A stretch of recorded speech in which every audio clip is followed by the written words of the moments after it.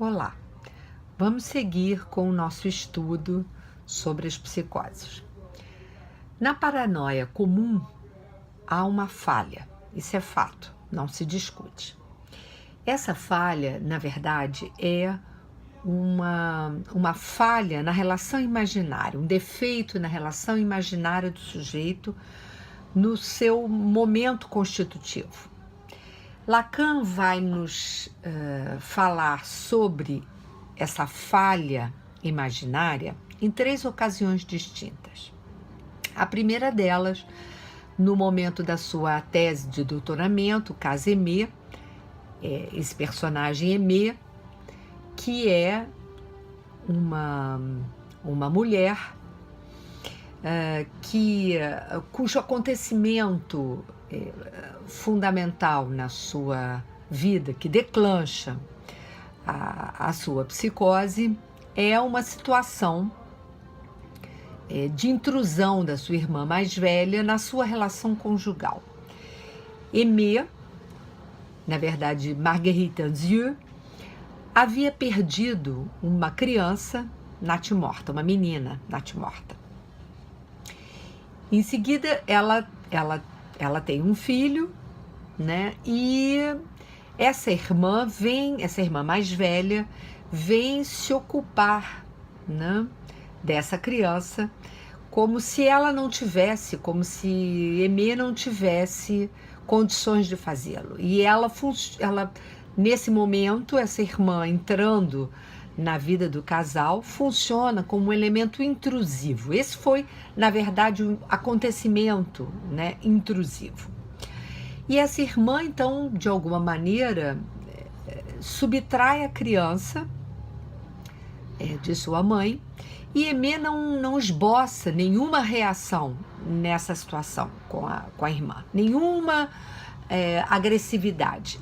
Esse traço de não agressividade é um dos traços interessantes que chama a atenção de Lacan, porque ao contrário do que se imaginava, na paranoia, um dos traços mais importantes, né, é justamente o fato de que o paranoico costuma fugir dos embates, quando na verdade na psiquiatria clássica se dizia que o paranoico é aquele que apresenta uma agressividade muito forte, né? Mas não, Lacan vai dizer, e vai se utilizar do caso Aimée para isso, ele vai dizer que ela, na verdade, faz uma objeção a essa reação paranoica clássica, dita pela psiquiatria, né? E ele vai se apoiar, Lacan vai se apoiar em Kraepelin, a propósito desse traço do paranoico de fugir dos embates.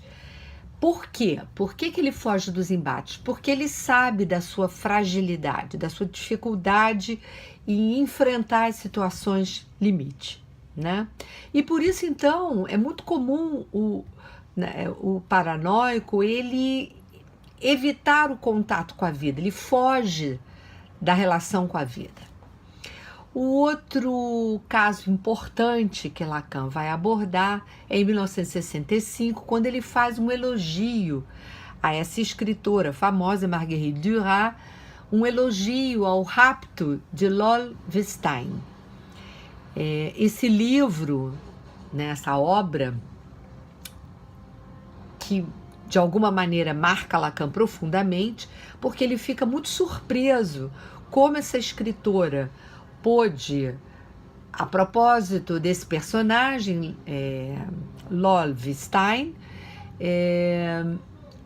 ela pôde mostrar, dar um testemunho do que se passa efetivamente na situação da paranoia. Porque justamente o que ele vai observar, tanto no primeiro caso, no caso Aimée, quanto no elogio que ele faz à obra de Marguerite Duras, nesse personagem, na história contada pela Marguerite Duras, ele vai observar que há esse elemento do conhecimento paranoico tão importante, tão fundamental para a constituição depois egóica, né, da apreensão narcísica do sujeito, na constituição da sua imagem, esse elemento, esse último elemento, que é a exclusão recíproca, está ausente nessa paranoia.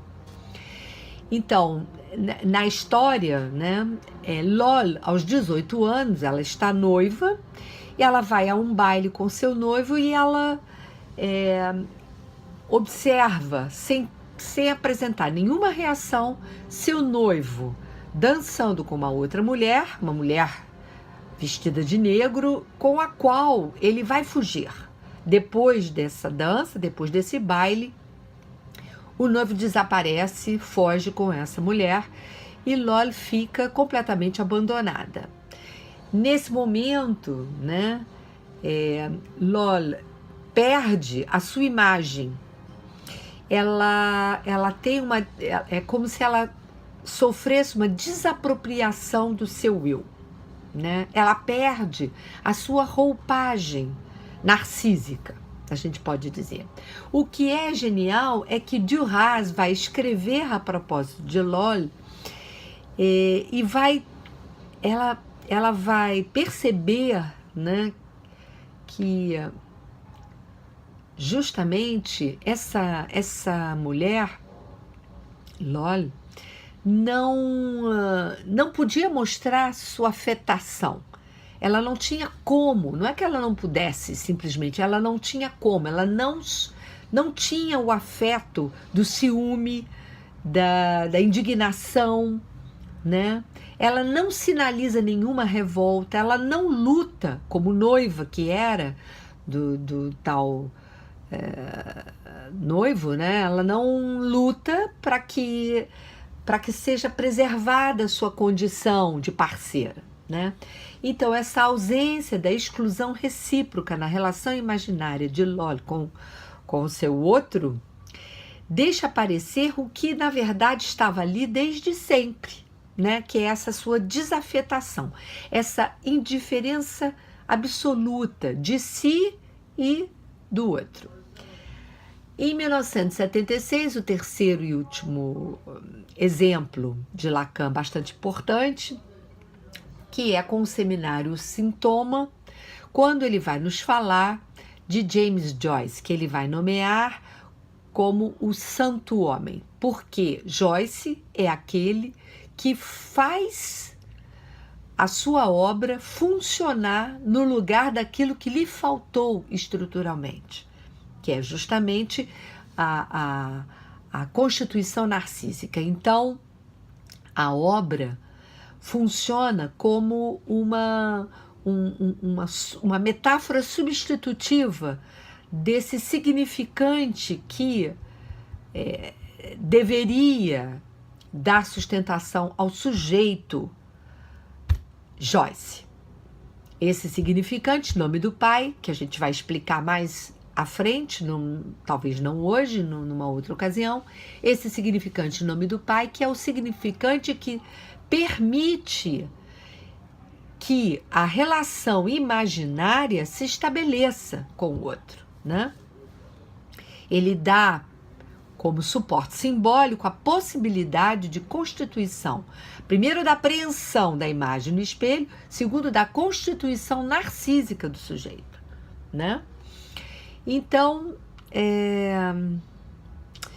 Lacan vai nos dizer que a loucura de Joyce se situa na sua relação com o seu corpo próprio, porque na sua relação com a escrita, justamente Joyce não é louco. Entretanto, a sua relação com o corpo próprio, essa desafetação em relação ao corpo, que comparece nos outros dois exemplos que eu trouxe para vocês, ela está muito forte, muito presente em Joyce, né? Ele é um desabonado de narcisismo. Ele não tem esse narcisismo. E por isso a sua relação com o corpo é tão problemática. O corpo lhe é estranho. Isso fica evidente na sua obra, o Retrato do Artista Quando Jovem, quando Joyce descreve a cena que ele apanha, né, dos amigos. E depois ele volta para casa, mas ele não sente nenhum ódio por esses coleguinhas. Ele está completamente indiferente em relação ao que havia, ao acontecimento que havia se dado, né? Joyce não tem, portanto, nenhuma afetação corporal, né? Mas, normalmente, quando há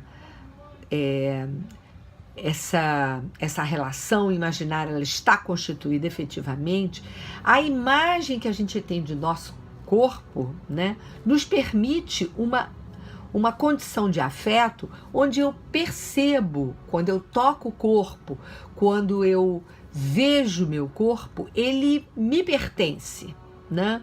Esse sentimento de que você efetivamente tem um corpo. Ele não é estranho ao sujeito, né? Para Joyce, o corpo é um elemento estranho. Para Lol, também. Para Aimé, idem. Assim, então, de 1932 a 1976, Lacan vai mostrar uma espécie de inquietude quanto à questão da psicose, né? A psicose, isso que precede efetivamente o delírio. Então, ele vai dizer, né, que